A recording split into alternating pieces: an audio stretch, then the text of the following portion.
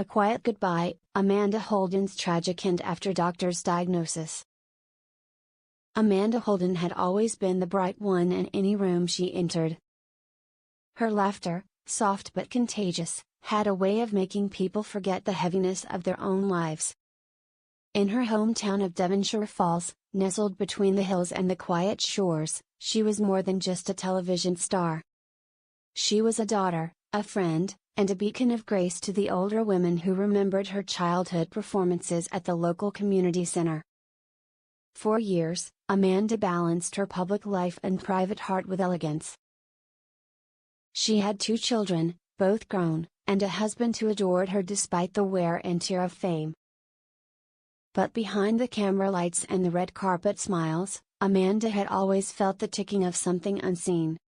It wasn't fear, exactly, more like a whisper that life, for her, was not going to be endless. It began with a dull pain in her chest. She dismissed it at first, blaming it on fatigue from the long hours on set.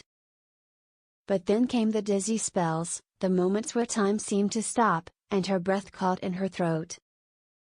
Still, she waited. She told no one.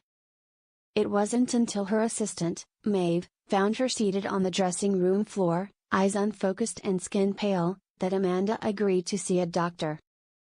The diagnosis came in a cold room, with pale blue walls and a view of a hospital garden trying its best to bloom in February. The doctor's words were quiet, clinical, but Amanda could still hear them echoing inside her chest: stage 4 cardiac sarcoma. Rare. Aggressive. Terminal. She didn't cry at first. Not in front of them.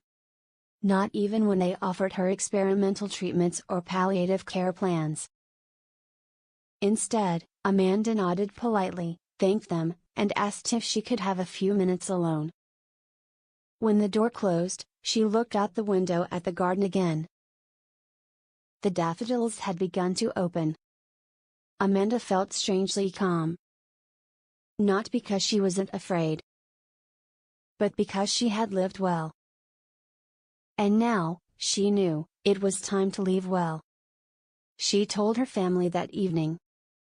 Her husband, Daniel, sat in silence for nearly an hour, holding her hand so tightly it hurt. Her daughter cried into a pillow, then apologized, then cried again. Her son, ever the quiet one, simply stood and walked outside.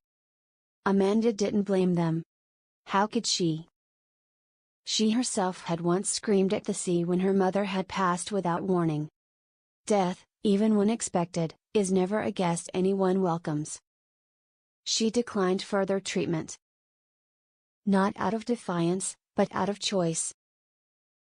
She wanted her final days to be filled with memories, not hospital beds. So, she returned home to Devonshire Falls. Back to the quiet, the salt air, the familiar touch of the wind against her face. She called old friends. Not to say goodbye, Amanda hated goodbyes, but to talk. To laugh about things they'd forgotten. To forgive things they remembered. She visited the school where she had first performed. The stage was smaller than she recalled, the curtains faded, but the magic was still there. One afternoon, she sat by the lake and watched the ducks glide effortlessly across the water. She thought of her mother, of Sunday walks, of soft hands and lullabies long vanished. Amanda let herself cry then. Not out of sadness, but release. As the weeks passed, the pain grew. Her body became weaker, her voice softer. But her mind remained sharp. She wrote letters to her children, one for each birthday they'd yet to have. She left notes in books for Daniel to find, silly notes, romantic ones, sometimes just a simple "I love you." When the press learned of her condition, they sent inquiries. But Amanda declined all interviews. Her publicist released a statement: Amanda Holden wishes for peace, privacy, and poetry in her final chapter. And that was that. People respected her wish. They sent letters instead. Hundreds. Thousands. Children who'd grown up watching her. Grandmothers who admired her poise. Old colleagues remembering long-forgotten jokes backstage. Amanda read as many as she could. She smiled at them. Some made her laugh. One made her cry, a young girl with the same heart condition, writing to say, "You make me brave." Spring arrived early that year. Blossoms appeared on the cherry trees outside her window. Amanda's breathing had become labored by then. She needed help to move. To eat. To sleep. Daniel rarely left her side. At night, he would hold her hand until she drifted off. Sometimes, he would read to her. Poems mostly. She loved Emily Dickinson. One night, as the moon lit her bedroom in silver, Amanda whispered, "Promise me you'll keep dancing." Daniel nodded, though tears ran down his cheeks. "I promise," he said. Amanda passed away quietly on a Sunday morning. The birds had just begun to sing. A breeze entered through the open window. Her hand was in Daniel's. Her face was peaceful. News spread, as it always does. There were no headlines of scandal, no paparazzi photos. Just a single message from her family. Amanda Holden passed away surrounded by love, in the place she loved most. A memorial was held in the town's little chapel.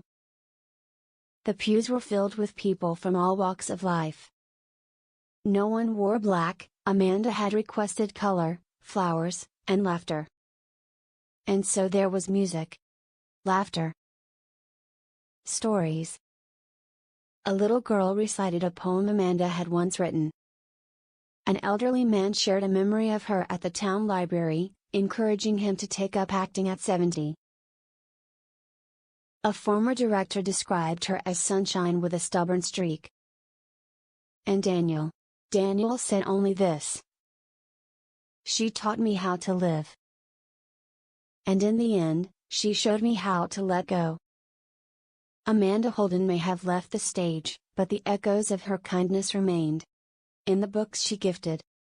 In the friends she healed. In the courage she inspired. In the quiet goodbye she chose. With grace. With peace. With love.